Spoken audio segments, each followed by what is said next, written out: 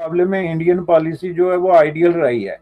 उन्होंने Soviet union के साथ भी फुल एंगेजमेंट करके टेक्नोलॉजी ली, जिसकी वजह से उन्होंने अपना इंडस्ट्रियल बेस जो है उसको डेवलप किया। उन्होंने वेस्टर्न जो बहुत सारे ममालिक हैं उनके साथ भी, जो इवन अमेरिकी कैंप का मुकम्मल हिस्सा थे, उनके साथ उन्होंने टेक्नोलॉजी, जैसे स्वीडन और इस तरह के मुल्कों से उन्होंने टेक्नोलॉजी भी ली, हथियार भी लिए, फाइनेंशियल एड भी ली। और इसके बावजूद उन्होंने गैर जानबदार तहरीक जो है उसको भी हेड किए रखा कि हम जो है नॉन अलाइन मूवमेंट के जो है लीडर्स हैं। तो पाकिस्तान की पॉलिसी तो एक क्लाइंट स्टेट की पॉलिसी रही, जिसकी वजह से पाकिस्तान एक बहुत बड़े डिजास्टर का शिकार हुआ। लिहाजा हम ये गलतियां जो हैं इनसे सीख के तो हम ये करते हैं कि जितनी बड़ी पावर्स हैं उनके दरमियान ख्वाह जितना भी तसादम हो, हम अपने आप को एक ऐसे तरीके से डेवलप करें कि हम सबसे फायदा उठाएं, जो कि एक विशफुल थिंकिंग है। ये भी आपको बता दूं, विशफुल थिंकिंग इसलिए है कि एक वक्त ऐसा आता है कि आप इस तरह की जो डबल स्पीक है और मुनाफिकाना पॉलिसियां हैं वो नहीं चला सकते। फॉर एग्जांपल, अगर कोई हार्ड किस्म का कोई कॉन्फ्लिक्ट आ जाता है, चीन versus United state of America, तो आप समझते हैं कि आप दरमियान में खड़े रहेंगे तो ये मुमकिन नहीं होता। उस वक्त नहीं मुमकिन होता, जो है वो फर्क पड़ता है। तो ये उनको याद रखना चाहिए। लिहाजा उसमें पॉलिसी में बेशक बैलेंस होने में और मुनाफिकाना पॉलिसी होने में फर्क होता है, जो पाकिस्तान की रही है। वजारत खारजा को जो है मुनाफिकत की लगता है ज्यादा है, तरबियत दी गई डिप्लोमेसी से ज्यादा है। क्योंकि डिप्लोमेसी का मतलब ये है कि आप अपनी बात हर सूरत में करें इंतहाई नर्म और खुशगवार लहजे में। इसका मतलब ये नहीं कि आप अपनी असल बात ही छुपा लें और कभी करें ही ना, और मुस्कुराहट देते रहें। तो मुस्कुराहट देने से जो है वो तो नहीं काम चलता ना। मुल्कों के दरमियान ज़ाहिर ताल्लुकात की कोई ठोस बुनियादें होती हैं। जी जी, बिल्कुल दुरुस्त फरमाया। ये सिर्फ मुस्कुराहट देने से, आप मुस्कुराते रहे तो काम तो नहीं चलेगा, सही कहा आपने। अच्छा सर, इस सारे सिनेरियो में जब हम देख रहे हैं तो जो नजर ऐसी आ रहा है कि इंडिया जो है वो एडवांटेज में है। इसकी वजह ये है कि ऐसा करने से अगर पाकिस्तान, जाहिर है कि अमेरिका पाकिस्तान की जो है वो रिलेशन इस तरीके से कायम हो जाते हैं और उसका टिल्ट इस तरफ दोबारा भी होता है, और फिर उसका इंडिया से भी अच्छे ताल्लुकात, तो एक तो ये कि चाइना को भारत जो है वो समझिए कि फिर थोड़ा सा पीछे धकेलने में कामयाब हो गया। और जाहिर है कि चाइना के अगर हालात पाकिस्तान से खराब होते हैं अल्टीमेटली, फर्ज कीजिए आगे जाके, तो ये भी भारत के फायदे। तो इसका मतलब है कि काफी एडवांटेज जो है इस वक्त भारत को होगा इस तमाम सिनेरियो में। देखें उस नुक्ता नजर से आप देखें ना, तो वो जो कहते हैं ना कि एक उभरता हुआ सूरज है और दूसरा डूबता हुआ सूरज है। चीन जो है ना वो अपनी एक तरीके से उम्र पूरी कर चुका है। चीन ने ये जितनी बड़ी तरक्की की, जो सब कुछ किया, अब उसकी पॉपुलेशन जो है ना वो बुढ़ापे और फटीग का शिकार होती जा रही है। उसको पॉपुलेशन वाइज अब इंडिया रिप्लेस कर रहा है। अच्छा। नेक्स्ट एक डेकेड में इंडिया जो है वो मोस्ट पॉपुलस कंट्री जो है वो बन के उभर जाएगा उसके मुकाबले में। और उस हवाले से यही चीजें कंसिडर एक्चुअली होती हैं, क्योंकि उसमें आपकी लेबर फोर्स क्या है, उसमें आपकी जो है वो स्टैंडर्ड क्या है, लिविंग स्टैंडर्ड। तो उस हवाले से आप चीन को बहुत ज्यादा सीरियस ले रहे हैं। चीन के बहुत ज्यादा इंटरनल प्रॉब्लम है, उनके जो एथनिक इश्यूज चल रहे हैं, उनके रेशल इश्यूज चल रहे हैं, बहुत सारी जो ट्राइबल बुनियादों पे कि ये हैन हैं और ये फलां हैं और ये इस इलाके के हैं और वो उस इलाके के हैं। उनके अंदर बहुत ज्यादा जो है वो जेंडर के हवाले से डिस्क्रिमिनेशन के मसाइल अभी तक डिस्कस ही होना शुरू नहीं हुए। पूरा पोलिट ब्यूरो जो है उसमें सिर्फ एक औरत है जिसकी रिप्रेजेंटेशन है। उनकी जो सेंट्रल कमेटी है उसमें भी 3-4% से ज्यादा ख्वातीन नहीं है पूरे मुल्क की उसमें। ये चीजें भी आप देखें। अब ये जो दुनिया को लीड करने के लिए सिर्फ हथियार या इकोनॉमी नहीं होती है, उसके लिए आपने देखना होता है कि आपके मुल्क के अंदर कल्चर क्या है, एजुकेशन क्या है, इक्वालिटी का क्या इशू है, वहां पे आपका जो अपॉर्चुनिटीज इक्वली। अभी तक भी वहां पे खुद वो तस्लीम करते हैं कि बहुत बड़ी तादाद लोगों की जो है जो पॉवर्टी लाइन है उससे नीचे रह रहे हैं। कोई $28 इनकम जो है उस पे लोग जो है गुजारा करने वाले लोगों की तादाद लाखों में है।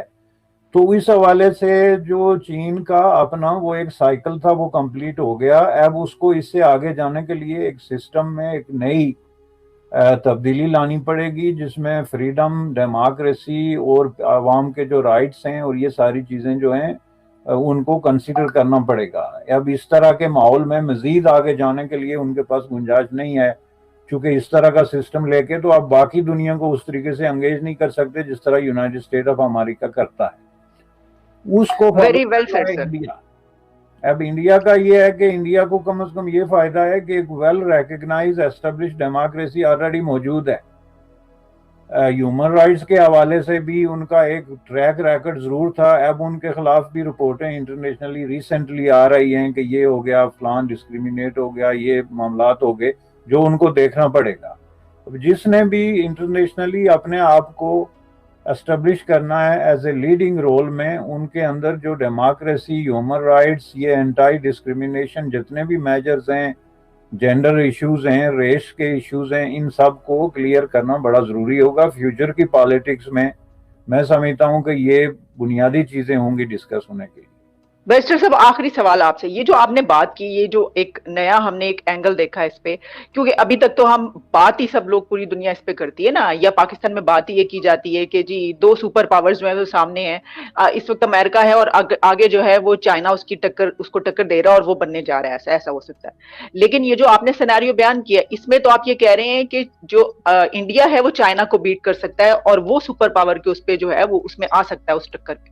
یہ ایک بڑی اہم بات آپ کر رہے ہیں. اس کے اوپر میرا خیال ہے کہ ہر کوئی صرف, لیکن جو آپ نے چائنا کی اندر جو پرابلمز ہیں وہ بھی ڈسکس کی, تو اس حوالے سے آپ یہی سینیریو دیکھ رہے ہیں کہ انڈیا کا زیادہ چانس ہے اس کی نسبت.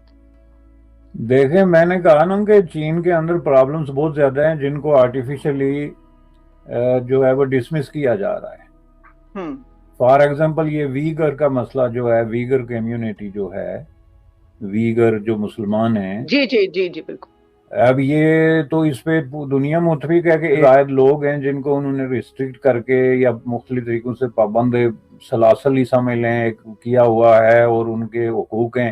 اب اس پہ پاکستان ڈبل سپیک کرتا ہے. آپ کے پرائم منسٹر نے میڈیا کے سامنے یہ کہنے کی ضرورت کی کہ مجھے پتہ ہی نہیں کہ ویگرز کا بھی کوئی مسئلہ ہے, میں نے کبھی پڑھا نہیں. اب یہ ایک اتنی بڑی جوک ہے انٹرنیشنل ہیومن رائٹس پالیٹکس میں کہ کسی ملک کا پرائم منسٹر جو نیکسٹ ڈور نیبر ہے اور اتنے قریب تعلق رکھتا ہے چائنا کے ساتھ, اس کو یہ نہ پتا ہو کہ ویگرز کا کیا مسئلہ ہے اور اس پہ ہماری کیا, اور اس کی وجہ یہ ہے کہ وہ یہ کہنا نہیں چاہتے کہ اگر ان کے ساتھ کوئی اس طرح کا سلوک ہو رہا ہے جو انٹرنیشنلی ریکگنائز جو سٹینڈرڈ آف ہیومن رائٹس اور ڈیموکریسی ہے, یا ڈیموکریسی تو چین میں ہمیں پتہ ہے نہیں ہے, لیکن ایٹ لیسٹ ہیومن رائٹس اور بیسک رائٹس ہیں لوگوں کے, یا ریلیجس رائٹس ہیں, تو ان کی وائلیشن ہو رہی ہے تو ہم اس کی مذمت کرتے ہیں. یہ لفظ بھی جب آپ نہیں کہہ سکتے تو آپ مجھے بتائیں کہ آپ کتنے عرصے تک یہ تعلقات اس طرح کے جو ہے وہ سسٹین کر سکتے ہیں انکنڈیشنلی. آپ کو یونائٹڈ اسٹیٹ آف امریکہ میں تو ایک دم ریشل ڈویژن جو ہے وہ نظر آ جائے گی کہ جی یہاں کالا ڈسکریمنیٹ ہو رہا ہے اور اس کے خلاف آپ فوراً بیان دیں گے. مسلمان کا لفظ جہاں پہ آتا ہے آپ فلسطین پہ جو ہے وہ اٹھ کے بھاگنا شروع ہو گئے, تقریریں لکھی ہوئی لے کے کہ ہم جو ہے وہ اس پوری موو کو جو ڈیل کریں گے. برما میں ایک مسلمان مارا گیا تو آپ بیان دینے پہ اتر آتے ہیں. خود ہندوستان کے اندر اور اسپیشلی کشمیر کے نام پہ جو ہے وہ چھوٹے سے چھوٹا مسئلہ کھڑا ہو تو آپ کو آگ لگ جاتی ہے. تو سوال یہ پیدا ہوتا ہے کہ 1 ملین ویگر جو ہیں اگر ان کے ساتھ یہ ہو رہا ہے یا نہیں ہو رہا, یہ تو آپ یہ مطالبہ تو کریں کہ اس کی انٹرنیشنلی کوئی قسم کی انویسٹیگیشن تو ہو. یہ 10 سال سے یہ بات ڈسکس ہو رہی ہے اور آپ کو پوری دنیا کا درد جو ہے وہ کھایا جا رہا ہے. یہ ہے منافقانہ کمپرومائز. اس منافقانہ کمپرومائز کو لے کے اب بہت عرصے تک جو ہے وہ چین کا ساتھ نہیں دے سکتے. میں یہ نہیں کہتا کہ انڈیا کے اندر پرابلم نہیں ہے, انڈیا میں جو نئے پرابلمز اب آرٹیفیشلی کھڑے ہو رہے ہیں اس میں ایک یہ ریلیجس کانفلکٹ ہے جو کہ آرٹیفیشلی ہے. ہندوستان کے اندر مسلمان اور جو وہاں کے ہندو ہیں یا دیگر مذاہب ہیں, بدھسٹ ہیں, سکھ ہیں, وہ صدیوں سے رہ رہے ہیں. یہ ایک دفعہ 1947 میں اس کو آرٹیفیشلی انفلیٹ کیا گیا تھا چونکہ اس کے پیچھے مفادات تھے, ایک نیشنلسٹ مسلم نیشنلسٹ تحریک تھی. اور اب دوسری بار انٹرنیشنل اس کو آرٹیفیشلی انفلیٹ کیا جا رہا ہے چونکہ ایک ہندو نیشنلسٹ تحریک ابھر رہی ہے اور اس میں کچھ لوگوں کو ووٹ کا فائدہ, پاپولیرٹی کا فائدہ, یا جو پاپولیزم کی پالیٹکس وہ کر رہے ہیں وہ ان کو نظر آ رہا ہے. لیکن یہ آرٹیفیشل چیزیں زیادہ دیر نہیں چلتی ہیں, یہ میں آپ کو بتاتا ہوں. چونکہ آپ دیکھیں ابھی کرونا آیا تو وہ جو ہائٹ آف ہیٹرڈ تھی دونوں کمیونٹیز کے درمیان، اس میں بہت حد تک آپ کو کمی جی نظر آتی آئی، چونکہ آرٹیفیشل چیزیں وہ ایک وقت تک چلتی ہیں، پالیٹکس کے ساتھ منسلک ہوتی ہیں، تو اس لیے یہ چیزیں جو ہیں یہ انڈیا کے کوئی ریئل پرابلمز نہیں ہیں، کیونکہ سب سے بڑا جو بنیادی پوائنٹ ہے وہ یہ ہے کہ انڈیا کے اندر ڈیموکریسی ہے، ایک ہسٹوریکل پروسیس میں چلتی آئی ہے اور ان کو ایک تجربہ ہو چکا ہے ڈیموکریسی کا، تو ان کو چین کی نسبت یہ بہت بڑا فائدہ ہے۔ چین جب ان کے اپنے آپ کو میچ کرے گا، آپ کیا یہ سمجھتے ہیں دنیا میں کوئی سین مائنڈ یہ ایکسپٹ کرنے کے لیے تیار ہے کہ چین جو ہے وہ ڈیموکریسی کو ایکسپٹ کیے بغیر دنیا میں سپر پاور کا رول پلے کرے گا؟ دس از ناٹ پاسبل۔ اس کے لیے ان کو ایک بنچ آف ڈکٹیٹرز کی ضرورت ہوگی دنیا میں، جن کو ساتھ لے کے تو وہ کوئی اس طرح کا ماحول کریٹ کریں، وچ از ناٹ پاسبل، کیونکہ ڈیموکریسی اب ایک ایسا جو ہے وہ چیز بن گئی ہے کہ جو یونیورسلی ایکسیپٹیبل جو ہے گورننس کا ایک طریقہ ہے۔ آپ اگر اس پہ نہیں چل رہے تو ظاہر ہے پھر آپ یہ کام نہیں کر سکتے۔ یہ فائدہ جو ہے وہ ڈیفینیٹلی انڈیا کو ہے اگر وہ سمارٹلی اس کو ریئلائز کرتے ہیں اور سمارٹلی اس کو یوٹیلائز کرتے ہیں اپنے حق میں، ورنہ جو نیگیٹو فورسز ہوتی ہیں وہ ہر سوسائٹی کے اندر ہیں۔ ظاہر ہے کہ چین کے پاؤں میں کسی نے بیڑی ڈالی ہوئی ہے، یہ جو اینٹائی ڈیموکریٹک بیڑی ہے، تو وہ بھی وہاں کے اپنے لوگ ہیں نا، وہ ان کو ریئلائز کرنے کی ضرورت ہے کہ اس کو کیسے توڑا جائے۔ تو اس لیے ڈیفینیٹلی کوئی چیز ایسی اگر انڈیا میں نہیں آتی تو اس میں پاپولیشن وائز بھی وہ چین کو کراس کر رہے ہیں، اکانومی کے حوالے سے بھی دے آر ڈوئنگ گڈ۔